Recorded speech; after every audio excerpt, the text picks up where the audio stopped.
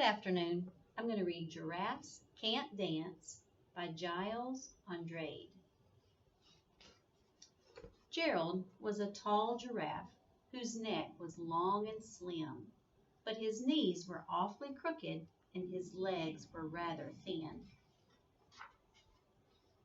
He was very good at standing still and munching shoots off trees, but when he tried to run around, he buckled at the knees. Now, every year in Africa, they hold the jungle dance where every single animal turns up to skip and prance. And this year, when the day arrived, poor Gerald felt so sad because when it came to dancing, he was really very bad. The warthogs started waltzing, and the rhinos rocked and rolled. The lions danced a tango that was elegant and bold.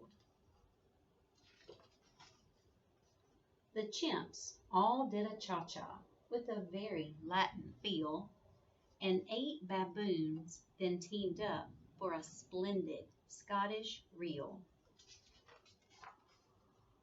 Gerald swallowed bravely as he walked toward the floor, but the lions saw him coming and they soon began to roar. "Hey, look at clumsy Gerald," the animals all sneered. "Giraffes can't dance, you silly fool. Oh, Gerald, you're so weird." Gerald simply froze up. He was rooted to the spot. "They're right," he thought. "I'm useless. Oh, I feel like such a clot." So he crept off from the dance floor and he started walking home. He'd never felt so sad before, so sad and so alone. Then he found a little clearing and he looked up at the sky. "The moon can be so beautiful," he whispered with a sigh.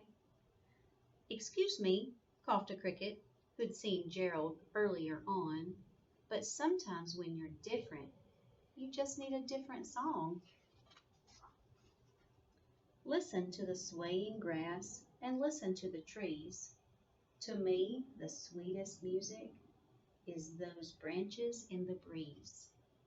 So imagine that the lovely moon is playing just for you. Everything makes music if you really want it to. With that, the cricket smiled and picked up his violin. Then Gerald felt his body do the most amazing thing. His hooves had started shuffling, making circles on the ground. His neck was gently swaying and his tail was swishing round. He threw his arms out sideways and he swung them everywhere. Then he did a backward somersault and leapt up in the air. Gerald felt so wonderful. His mouth was open wide.